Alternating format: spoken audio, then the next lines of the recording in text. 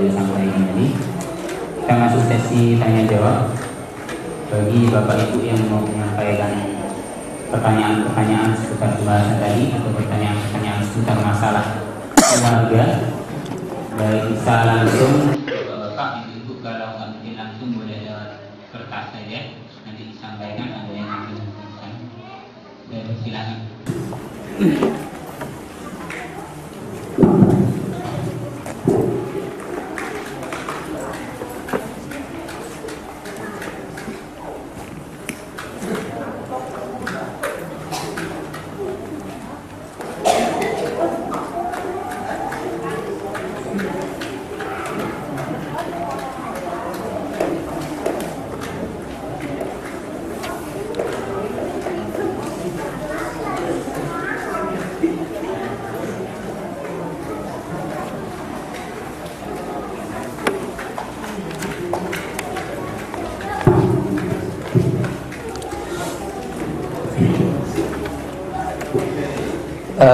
Ini pertanyaannya seputar anak ya. Bagaimana cara mengatasi amarah kepada anak? Yang kedua, saya termasuk orang yang susah memaafkan orang yang mendolimi saya. Lalu apakah saya berdosa dan bagaimana mengatasi ini? Bu, Pak, kenapa kalau ada seorang yang marah, kok dia bentak-bentak? Kok dia teriak-teriak? Dua orang yang lagi marah itu bicaranya pelan-pelan atau keras-keras, Pak? Kenapa kira-kira? Kira-kira kenapa? Kok dua orang yang lagi marah-marah itu dia teriak-teriak, suaranya tinggi, intonasinya sangat keras? Kenapa, Bu? Kira-kira, Bu? Karena ada lawan. Ibu kalau marah kayak begitu, keras-keras, bentak sama anak.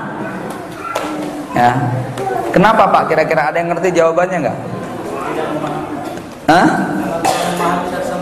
Tidak memahami satu sama lain. Ya, orangnya kan ada di depan dia. Kenapa harus keras-keras? Apakah dia tidak mendengar? Bapak Ibu yang berbahagia, kalau ada dua orang yang sedang marah, hati keduanya berdekatan atau berjauhan? Berjauhan. Itulah yang menjelaskan kenapa orang marah berteriak dan bersuara keras. Walaupun fisiknya berdekatan, tapi hatinya berjauhan. Sebenarnya dia mengeraskan suara supaya lawan bicaranya dengar. Karena hatinya jauh sekali, maka dia butuh menaikkan suaranya. Tujuannya supaya apa? Supaya yang diajak bicara mendengar. Ya, persoalannya, ketika suara keras ini disampaikan kepada yang dimarahi, apakah hati yang dimarahi itu jadi dekat atau makin jauh? Makin dekat atau makin jauh, Bu? Makin jauh. Karena makin jauh, maka dia balasnya kira-kira pelan atau keras? Ya, dia juga akan berteriak dengan suara yang keras. Kenapa? Karena hatinya jauh. Seperti kita bicara dengan orang di sana teriak-teriak, gitu loh. Ya, maka ternyata jembatan itu makin panjang, makin jauh, dan makin keras pula di sini untuk berteriak. Ya, makin berteriak, makin jauh, dan akhirnya tidak bisa ketemu. Ini dua orang yang lagi marah-marahan.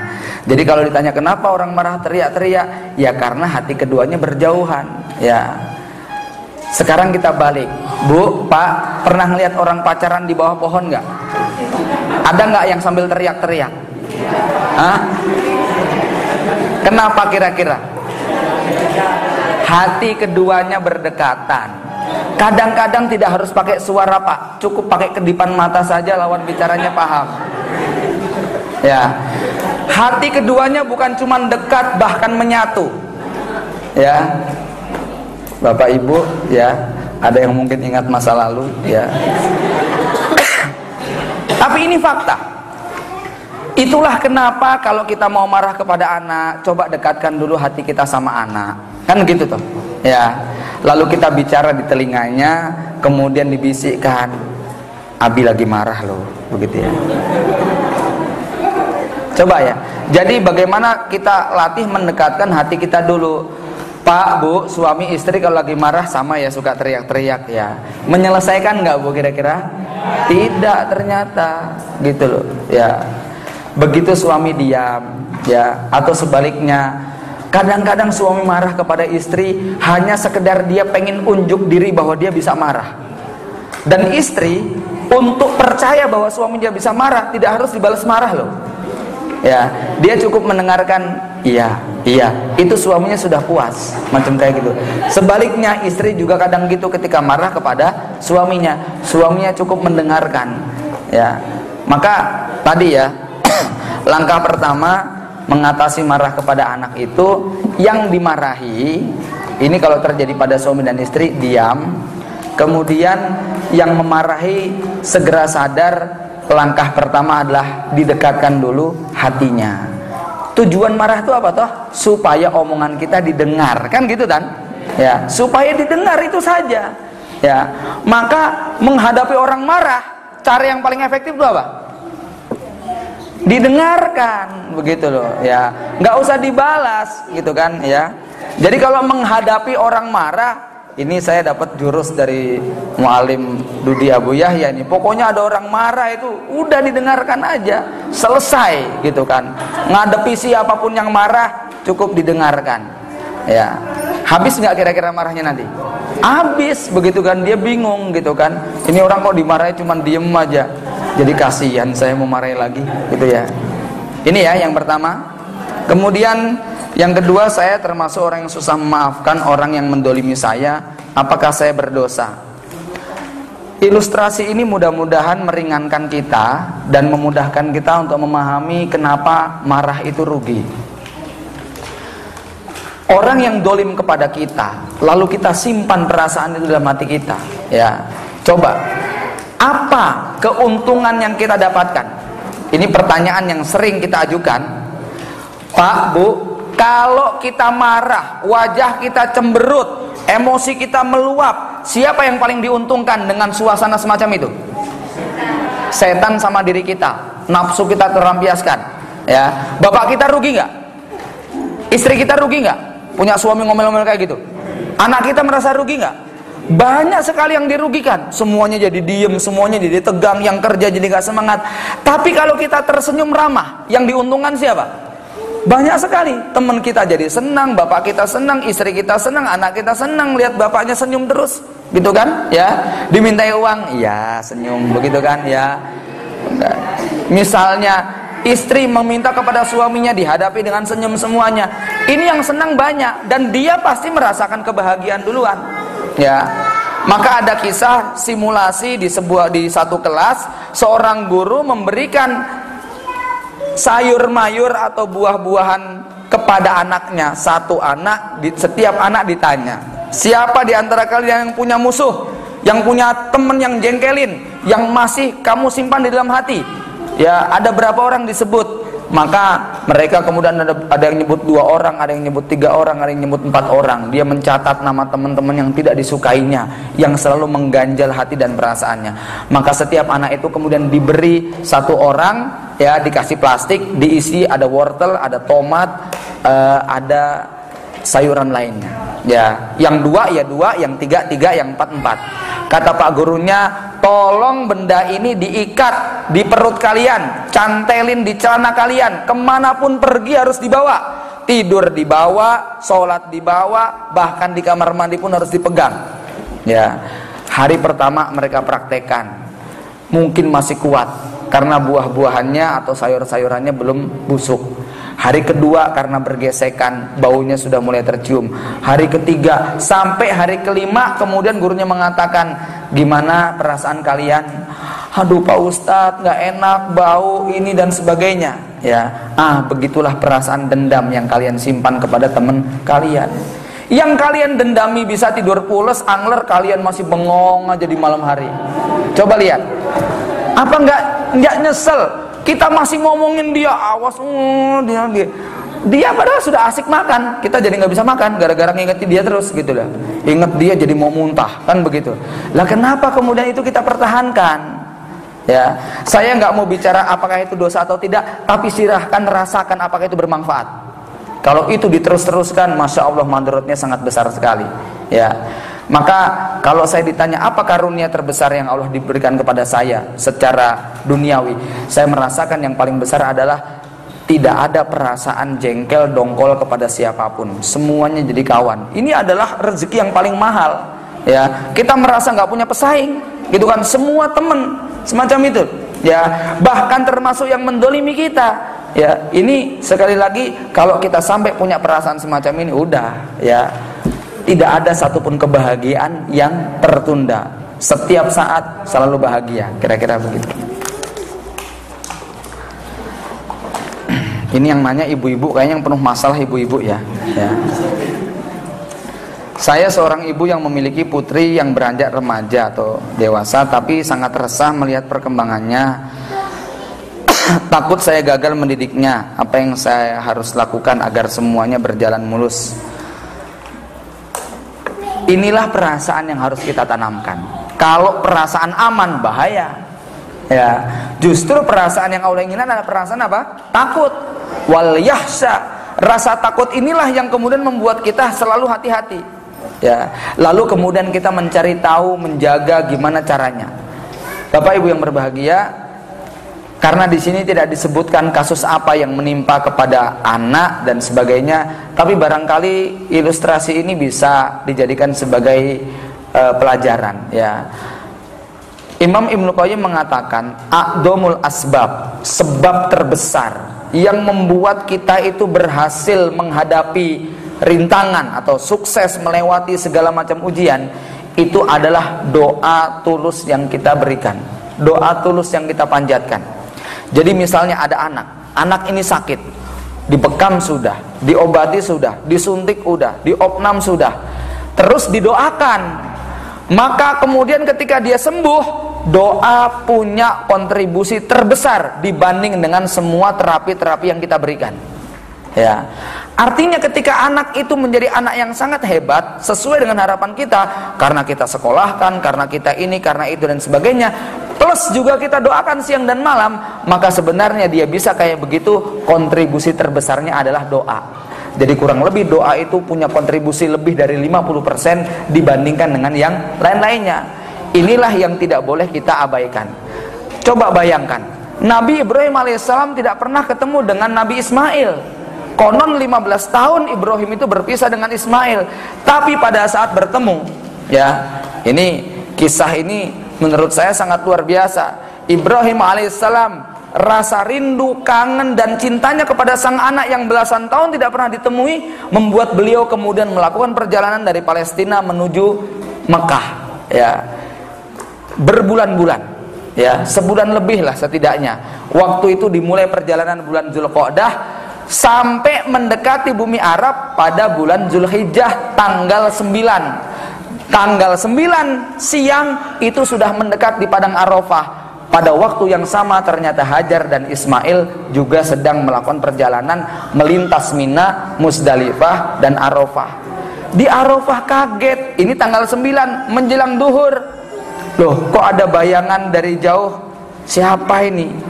Yang Nabi Ibrahim juga melihat, kok ada dua orang laki perempuan, siapa? Apakah putraku? Kok sudah sebesar ini? Ketika keduanya mendekat, terkejutlah. Bayangkan Bapak Ibu sekalian, 15 tahun gak ketemu, kangennya kayak apa? Akhirnya mereka berhenti. Berhenti bahasa Arabnya apa Pak? Wukuf. Syariat wukuf konon adalah inspirasi daripada pertemuan Ibrahim dengan Hajar dan Ismail. Ya, artinya semangatnya adalah semangat pertemuan mereka. Ngobrol panjang lebar tanpa sadar, tahu-tahu matahari sudah mau terbenam. Maka mereka meninggalkan padang Arafah, ya, berjalan menuju Musdalifah. Sampai di Musdalifah, tubuh mereka yang penat dan letih mengharuskan untuk istirahat. Para jamaah haji meninggalkan bumi Mekah, meninggalkan padang Arafah pada maghrib, lalu berjalan menuju Musdalifah. Di Musdalifah istirahat. Waktu istirahat tertidur, Nabi Ibrahim bermimpi, ya bunayya inni ara fil manami anni azbahuka fangdur mada tara. Pak Bu, bayangkan ya, baru ketemu 6 jam loh, 9 jam deh, ya, tahu-tahu tidur kecapean, mimpinya kayak gitu. Bangun, dipikir-pikir, tidur lagi, mimpi lagi, bangun, dipikir-pikir, tidur, mimpi lagi. Ibrahim tidak punya kesimpulan kecuali bahwa itu adalah wahyu. Ba'da subuh anaknya ditemui, lalu disampaikan. Apa jawabannya? Ini juga yang luar biasa. Kalau jawaban anak sekarang kira-kira kayak apa? Ya, itu bukan pendidikan Ibrahim. Tidak ada SMS, tidak ada telepon, tidak ada internet, tetapi saya percaya doa Ibrahim dan Hajar untuk Ismail itu ketemu di langit terus setiap hari. Ya, ini yang membuat Ismail lahir dengan kualitas yang semacam itu. Datang baru ketemu bapaknya, dikasih instruksi yang mematikan, sami'na wa ata'na. Ya, ini nampaknya sulit terulang. Hajar juga hebat sekali, ditinggal 15 tahun. Coba kalau ibu digituin sama suaminya, Pak nggak tahu diri, 15 tahun nggak ngasih nafkah lahir batin, datang-datang malah nyembelih anak, gitu kan? Ya, itu iblis kan menggodanya begitu. Kemana kamu Ibrahim? Kamu bapak kurang ajar, nggak pernah ngasih nafkah anak, datang-datang mau menyembelih. Ibrahim sadar bahwa itu adalah godaan iblis, dilemparlah sang iblis di tempat Jumratul Aqabah. Larilah iblis kemudian menemui Bunda Hajar. Ya Hajar, kamu tahu nggak apa yang dibawa oleh suami kamu Ibrahim? Suami kamu tuh bawa golok. Ya. Memang kenapa kalau bawa golok? Anakmu itu lu mau disembelih. Ya. Apa kata Ibunda Hajar? Saya lebih tahu terhadap suamiku daripada kamu. Gitu. Ya, percaya kepada suaminya. Iya, tapi dia mau disembelih. Andai kata betul-betul mau dilakukan lebih daripada itu, aku akan tetap turut karena itu adalah perintah Allah. Subhanallah, ya, nggak mikir panjang. Tapi sekali lagi Pak, ini nggak instan. Berat untuk bisa melahirkan orang-orang semacam ini. Maka wajar jutaan manusia di seluruh dunia semuanya mengenang jejak tapak tilas Ibrahim alaihissalam dan keluarganya dalam bentuk ibadah haji dan umrah. Ini ya. Jadi kepada ibu tadi, saya hanya bisa menyarankan bagaimana kalau doanya diperbanyak. Waktu anak itu tidur, qiyamul lail, sholat di sampingnya, seusai salam diusap kepalanya, kemudian kita doakan satu-satu anak tersebut untuk dia. Ya, lakukan ini terus-menerus, mudah-mudahan kekhawatiran kita tidak terjadi.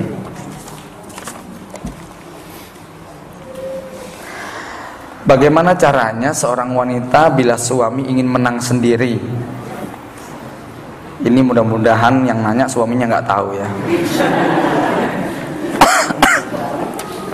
Bagaimana supaya kita lebih bersabar menghadapi suami? Ya, Bapak Ibu sekalian, ada teori-teori yang cukup baik ya untuk dimengerti. Laki-laki dengan perempuan itu beda, ya. Baik secara fisik, ya, baik secara fisiologi maupun psikologi. Secara fisiologi kita lihat kulit mereka lebih halus. Itu yang menyebabkan perasaannya jadi lebih halus. Memang perempuan ini memang makhluk halus Pak, jadi harus hati-hati. Ya, menghadapi mereka itu harus pelan-pelan sekali. Ya, laki-laki secara fisiologi keras, kasar. Ya, nah ada fisiologi lain yang nampaknya harus dimengerti, terutama dari struktur otaknya. Ya, sedikit saya berteori ya. Maksud saya bacakan teori dari yang pernah saya baca. Otak laki-laki dengan perempuan itu di tengahnya ada jembatan. Jadi belahan otak kanan dengan belahan otak kiri milik kita itu di tengahnya ada jembatan.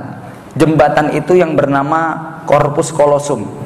Jembatan ini yang menghubungkan antara informasi yang masuk ke belahan otak kanan kemudian lalu lalang di antara kedua belahan tersebut. Milik perempuan lebih lebar dan lebih tebal daripada yang dimiliki oleh laki-laki. Ya. Sehingga apapun yang masuk di belahan otak kiri itu bolak-balik. Sesuatu yang tidak ada sangkut pautnya bagi anak perempuan nggak bisa. Ya, kita laki-laki punya satu masalah itu nggak ada sangkut pautnya dengan yang kalau ibu-ibu nggak bisa. Ibu-ibu itu begitu nanti ya, misalnya anaknya jatuh karena disenggol sama temennya. Begitu kita malam pulang, dia cerita, Bi, tadi anak kita disenggol Bi sama tetangga. Itu loh tetangga yang, semuanya muncul, begitu loh. Apa-apa disangkut-sangkutin gitu kan. Karena memang belahan otak kanan dan kirinya ada jembatan yang lebih lebar dan lebih tebal, gitu ya. Laki-laki tidak demikian, ya. Ibarat komputer. Laki-laki itu otaknya itu sudah ada foldernya masing-masing. Setiap masalah sudah masuk dalam bentuk file yang terkotak-kotak sesuai dengan folder. Masalah kantor sendiri, masalah rumah sendiri, masalah ekonomi sendiri, masalah apa lagi, konflik dengan tetangga sendiri. Sehingga ketika dia konflik di rumah itu nggak dibawa-bawa di kantor, gitu kan? Itu laki-laki. Ketika pulang cemberut ditanya istrinya, "Bi, kenapa sih?" "Ah, nggak apa-apa kok." Begitu. Ya, istri digituin bisa nggak jawab apa diem? Nggak bisa, dia mesti cerita, gitu loh. Ya, kenapa? Kalau laki-laki itu dapat masalah, maka dia masuk dalam bentuk folder otaknya sendiri-sendiri. Kalau perempuan enggak, perempuan itu semua masalah yang masuk di kepalanya itu muter nggak berhenti. Kapan berhentinya? Kalau sudah cerita. Ya, maka begitu suami pulang, istri cerita, puas rasanya. Itu kan, ya. Iya. Ini bapak-bapak harus menyadari. Satu lagi nih, ternyata survei membuktikan laki-laki sehari bicara 7.000 kata, perempuan sehari 20.000 kata, gitu loh. Ya, perempuan itu 3 kali lipat lebih banyak. Laki-laki ketemu di pasar, dari mana? Ini dari pasar. Perempuan ditanya ditanya dari mana? Jawabannya apa? Dari pasar. Tadi aku belanja gini, ketemu ini, ketemu. Wah, ini dari mulai cabai, bawang semua diceritakan. Ketemu Pak Lurah, Bu Lurah diceritakan. Kepleset di jalan diceritakan. Itu perempuan, ya. Sekarang bapak-bapak bisa bayangkan ya, bapak-bapak bisa bayangkan kalau ibu-ibu ini di rumah nggak sempat ketemu tetangga, hanya ketemu dengan anak dari pagi sampai sore baru mengucapkan kata-kata 4.000 kata. Ya, suami pulang, suami padahal di kantor sudah ngabisin 6.500, tinggal 500 kata-kata lagi, ya. Sampai di rumah istri masih punya stok berapa? Masih punya stok 14.000, ya toh? Suami pulang. Ya, saya nggak heran, helm belum saya lepas, istri sudah, "Bibi tadi begini loh, Bibi." Sambil ngelepas jaket, sambil nanya terus begitu loh, ya. Saya tahu stok dia, makanya saya tanya, "Masih ada stok berapa sih?" Begitu. Ini masanya matanya sudah 5 watt, udah mau ngantuk gitu loh. Ya. Berapa banyak istri yang kecewa, istri mau ngobrol sama suaminya, suami sudah les begitu loh, ya. Ya, sudah akrab dengan bantal gulingnya, padahal ini masih banyak yang mau diomongin, gitu kan? "Bi, masih 10.000, Bi." Gitu. Ya, maaf para suami harus sadar, itulah kodrat wanita. Oh, banyak lagi kalau mau saya ceritakan tentang perbedaan laki dan perempuan. Itu yang menyebabkan istri jadi nggak sabar, lalu menuduh suaminya menang sendiri. Ya, padahal suami merasa menang sendiri nggak, Pak? Enggak, memang itu haknya, gitu loh. Ya, tapi di mata istri itu menang sendiri. Ya, sebab apa? Hak istri merasa belum terpenuhi, gitu loh. Sehari 2 hari barangkali biasa. Kalau berjalan sebulan, setahun, 2 tahun, gimana rasanya, Bu? Ya, istri sudah jengkel dengan suaminya dan lain sebagainya, sampai kemudian sudah menyimpulkan suaminya nggak bisa diatur, nggak bisa diajak rembukan dan sebagainya. Saya ketika mempelajari hal tadi terkejut. Ya salam, sekian belas tahun baru tahu ilmunya kayak begitu. Din, maaf ya nggak saya ajarin ilmunya ya. Jadi ya, subhanallah, ini memang harus mengerti, ternyata laki-laki dengan perempuan banyak yang tidak tahu bahwa fisiologi dan psikologinya masing-masing berbeda. Pandangan mata laki-laki dengan perempuan beda, Pak. Perempuan itu jauh lebih luas dibandingkan dengan laki-laki. Ini loh sudut pandangnya. Maka perempuan itu, ya, untuk memastikan bahwa lelaki itu tampan, cukup ngedip itu dia ngerti. Gitu loh, ya. Tapi kalau laki-laki enggak, untuk memastikan ada perempuan cantik dia harus nengok, begitu loh, ya. Bener nggak sih, gitu kan? Karena memang sudut pandang matanya sangat sempit sekali. Itulah kenapa perempuan sangat hebat menghubungkan antara satu kejadian dengan kejadian yang lain, yang di mata laki-laki tidak ada hubungannya. Maka berapa kali suami mungkin mengatakan begini kepada istrinya yang, "Bi tadi gini-gini." "Alah, gitu saja, nggak jangan disangkut-sangkutkan," kan gitu. Istri kan sering kali, "Bi, anak kita tadi kepleset, gimana nanti kalau tetanus?" "Tetanus itu, Bi, nanti begini kata Bu Dokter." Itu, ya Allah, panjang sekali dia menghubungkan sesuatu. Lalu ketika suami ngomong, "Alah, gitu aja, Bi, jangan meremehkan loh, Bi," gitu kan, ya. Istri merasa tidak dihargai. Nah, terus solusinya bagaimana? Ini solusinya, ya. Mudah-mudahan para suami bisa praktek di rumah. Ya. salah satu sistem bekerja otak perempuan itu beda sekali dengan laki-laki. Laki-laki setiap dia punya masalah dan problematika, maka otaknya bekerja untuk mencari solusi. Ya. Jadi kalau misalnya karyawan saya datang, Ustadz ini gini-gini, oh ya, ini kamu beli ini, kemudian lakukan ini. Udah datang lagi, Tat ini bagaimana? Kamu begini, kamu begini. Itu otak laki-laki desainnya kayak gitu. Dia punya masalah langsung segera berpikir solusi. Ya, perempuan itu tidak, Pak. Perempuan itu ketika punya masalah lalu cerita, bukan solusi yang diharapkan. Yang diharapkan itu supaya suaminya mendengar, itu saja. Perempuan itu sudah puas didengerin sama suami, tetapi lagi-lagi otak suami bukan didesain untuk mendengarkan curhatan istri. Itu masalahnya, ya. Maka lihat nih, Bu. Begitu si ibu cerita, Bi, tadi gini, kata suaminya. Oh, begini caranya. Nanti gini. Terus istri lanjut lagi, tapi begini. Oh, begini caranya. Kata istri gimana? Bi, dengerin, aku mau ngomong dulu, gitu loh, ya. Jadi sebenarnya yang diinginkan oleh ibu-ibu apa? Suaminya dengar. Nanti begitu istri sudah selesai semua. Oh, gitu ya Mia. Subhanallah. Iya, Bi. Udah puas, gitu loh, ya. Itulah kenapa suami sering dibilang menang sendiri. Saya bukan membela bapak-bapak ya Bu ya. Cuman mudah-mudahan cara memahami fisiologi dan psikologi ini agak lebih meringankan. Jadi besok ketika menghadapi, oh iya bener juga kata Ustadz, memang suamiku kayak gitu ya.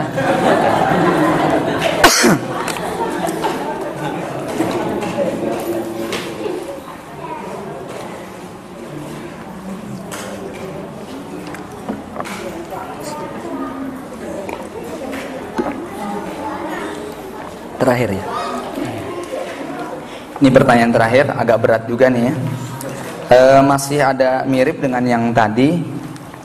Jika seorang istri tidak sejalan dengan suami dalam mendidik anak, apa yang harus dilakukan istri? Suami itu bagaimanapun dia sebagai seorang kepala, sebagai pemimpin, dia lebih suka kalau pendapatnya diikuti, namanya juga pemimpin. Makmum itu maunya diikuti, imam itu maunya diikuti oleh makmum, kan semacam itu. Maka dalam konteks ini memang dalam konteks ini istri harus memahami bagaimana tadi ya, pola komunikasi suami selalu berpikirnya segera cari solusi. Ini pertama. Yang kedua, cara berpikir suami itu sangat simpel dibandingkan dengan istri yang selalu mengkaitkan satu hal dengan hal yang lain. Maka perlu dipadukan supaya istri tidak berlebihan menyikapi ketakutan dan kekhawatiran itu kepada suami. Ya, sebab apa? Di mata suami itu tidak relevan, artinya tidak terlalu penting ketika istri mengkaitkan hal-hal yang sebenarnya memang tidak ada kaitannya. Nah, itu yang menyebabkan seringkali diskusi laki-laki dengan perempuan itu tidak nyambung, kan semacam itu. Yang satunya melihat dari sudut yang satu, yang satunya melihat dari sudut sebelahnya, ya. Karena itu kalau dalam komunikasi kami biasanya yang paling aman itu bagaimana semuanya calling down, ya. Sebab kita nggak usah saling cerita, tapi saya pikir kita saling bersuara tinggi antara sesama itu sering terjadi ketika sedang memperdebatkan satu persoalan, kan begitu. Tapi ketika kemudian kita sadar, coba calling down, ya. Nanti secara otomatis orang itu juga akan mengikuti. Jadi misalnya begini, tadi ya kita dimarahi, lalu kita marah juga. Kira-kira dia gimana? Makin marah lagi. Kita makin marah, dia makin marah lagi. Tapi coba, oh gitu ya Pak, oh gitu ya Pak. Nanti lama-lama dia tadinya sudah emosinya segini, turun. Nah itu yang saya mau. Nah akhirnya begitu ya. Jadi mudah-mudahan teori tentang marah tadi kalau kita praktekkan itu akan menemukan simpulnya. Kemudian yang terakhir, bagaimana cara meluruskan anak yang suka ke warnet tapi dengan cara yang lebih menyentuh, karena sudah dihukum dimarahi tidak berubah. Bapak Ibu yang berbahagia, ini juga yang sangat kita khawatirkan. Tadi di awal saya sebutkan bahwa orang tua anak kita bukan cuma bapak dan ibunya, gurunya adalah orang tuanya, warnet itu orang tuanya, temannya juga adalah orang tuanya, ya, bacaan itu adalah orang tuanya yang punya peran untuk mengarahkan mereka, ya. Maka kalau salah satu komitmen saya kepada anak-anak adalah tidak boleh membuka internet tanpa didampingi oleh orang tua. Nggak bisa dilarang Pak, anak sekarang nggak bisa dilarang. ya, HP kita, fasilitas kita dan sebagainya itu tersedia, kan semacam itu, ya. Dilarang itu hanya menimbulkan tingkat perasaan anak, penasaran anak yang sangat luar biasa. Dan penasaran ini tidak bisa diobati dengan larangan, kan semacam itu. Yang bisa adalah dengan pendampingan. Nah, sambil kemudian kita menjelaskan bagaimana dampak-dampak keburukan yang akan dirasakan oleh anak itu, ya tentu dengan apa namanya, dengan kemampuan anak berpikir. Saya teringat ilustrasi seorang bapak yang menjelaskan kepada anaknya tentang pergaulan bebas, ya. Dia cerita kepada anak perempuannya tentang pergaulan bebas. Caranya sangat inspiratif, ya. Dia bilang kepada anaknya, "Nak, wanita itu seperti telur. Kalau dia itu bergaul dengan lawan jenis, dia seperti telur yang buat mainan anak kecil. Sehati-hati apapun anak kecil itu bermain, resikonya pecah nggak? Nah, begitulah wanita. Dan beda, ya. Laki-laki dinilai dari masa depannya, tapi perempuan dinilai dari masa lalunya. Kalau masa lalu seorang perempuan itu sudah rusak, harapan masa depannya itu sangat buruk. Nah, kepada yang laki-laki gimana cara mengenalkan kedewasaan mereka? Diajak oleh si bapak ini, melihat ada seorang laki dan perempuan sedang berpacaran. Lalu si bapak mengingatkan, "Nah, apa perasaanmu kalau perempuan itu adalah ibu kamu?" Anak itu tersentak emosinya kan. Wah, nggak terima pak, saya hajar tuh laki-lakinya, begitu kan, ya. Gimana perasaannya kalau itu adalah kakak kamu? Oh iya, nggak terima juga di situ. Begitulah kalau kamu bergaul dengan wanita yang bukan mahram kamu, ya. Kamu pun nggak terima. Nah, hal-hal semacam ini tidak dengan kita marahi, tetapi barangkali mudah-mudahan bisa menyentuh mereka. Bapak Ibu yang berbahagia, mudah-mudahan diskusi ini semakin menyempurnakan kajian kita dan banyak ibrah pelajaran yang bisa kita ambil. Terakhir saya tutup dengan satu konklusi. Rumah tangga itu bermacam variasinya. Ada rumah tangga tipe ring tinju, suami dan istri bagaikan petarung, berantem terus isinya. Ini rumah tangga tipe ring tinju. Ada juga rumah tangga tipe kuburan, sepi, sunyi, nggak ada diskusi, ya. Jam 8 itu sudah gelap rumahnya, nggak ada obrolan, kira-kira begitu. Dan hari-harinya juga nggak ada komunikasi. Suami ngomong sama istri seperlunya, istri ngomong sama suami seperlunya. Tidak ada kehangatan, tidak ada keharmonisan. Rumah tangga yang ketiga, rumah tangga hospital, rumah tangga rumah sakit. Rumah sakit itu ada pasien, ada dokter. Ada yang merasa berjasa, ada yang merasa jadi korban, kan begitu. Tentu ini bukan rumah tangga yang baik. Rumah tangga keempat, rumah tangga swalayan, rumah tangga pasar. Ada penjual, ada pembeli. Suami dan istri tawar-menawar terus, gitu kan? Ya, suami hanya mau ngasih begini kalau istri membeli dengan harga sekian. Ya, bukan tipe seorang petani yang rajin menanam. Dia pikir aku ngasih begini, kamu harus ngasih begitu. Ya, ini tipe rumah tangga yang masing-masing anggotanya hobinya menuntut, bukan memberi. Ya, rumah tangga yang keberapa berarti? Kelima, ini rumah tangga agak lumayan pak, seperti sekolah. Ada proses asah, asih, dan asuh. Tetapi di situ yang guru jadi guru, yang murid jadi murid. Yang terbaik adalah rumah tangga yang terakhir, dan mudah-mudahan kita mewujudkannya, yaitu rumah tangga masjid, yang mana kita melaksanakan sholat berjamaah di dalamnya. Ada imam, ada makmum. Imamnya siapa pak? Ya suami, makmumnya adalah istri. Imam harus ditaati tidak? Harus ditaati, diikuti. Imam ruku, makmum ruku, imam sujud, makmum sujud. Imam salah ditegur tidak pak? Negur, tapi negurnya yang baik-baik bu. Weh, salah, nggak begitu. Subhanallah. Kalau makmumnya laki-laki gitu kan? Ya, yang perempuan tepuk tangannya, diingatkan bahwa imamnya itu adalah salah, gitu loh. Ya. Jadi mengingatkannya saja menyebut nama Allah dulu, gitu kan? Tapi itu kadang-kadang kita lupa, ya. Dan banyak lagi, silahkan dipelajari filosofi sholat, bagaimana itu kita jadikan dalam filosofi rumah tangga dan keluarga kita. Demikian, mudah-mudahan Allah mengampuni dan memberikan taufik kepada kita. Waktu selanjutnya saya kembalikan kepada pembicara. Assalamualaikum warahmatullahi wabarakatuh.